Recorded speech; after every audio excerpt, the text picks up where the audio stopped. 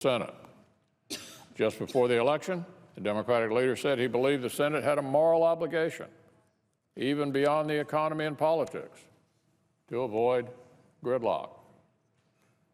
Put simply, he said, we have to get things done. And yet, just a few months later, Democrat obstruction has reached new extreme levels that the smallest number of cabinet officials have been confirmed in modern history at this point in a presidency. It's a historic break in tradition, a departure from how newly elected presidents of both parties have been treated in decades past.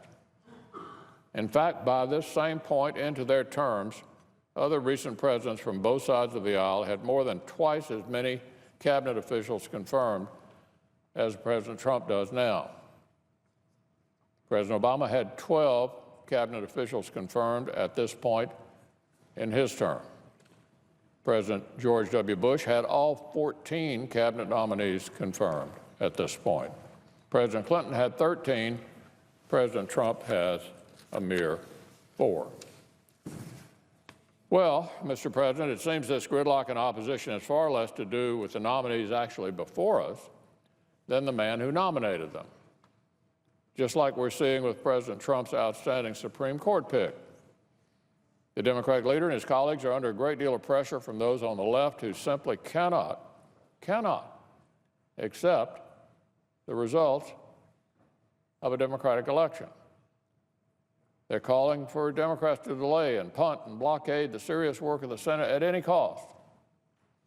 They would like nothing more than for Democrats to continue to resist and prevent this president from moving our country forward. Unfortunately, many of our friends across the aisle have given in to these groups' calls for obstruction, and some have even gone to unprecedented lengths to delay for delay's sake. They've forced meaningless procedural hurdles. They've stalled confirmation votes as long as possible. They've postponed hearings, and they've even boycotted committee meetings altogether. Their excuses are ever-changing, at some border on the absurd. We don't like the seating arrangement, they say.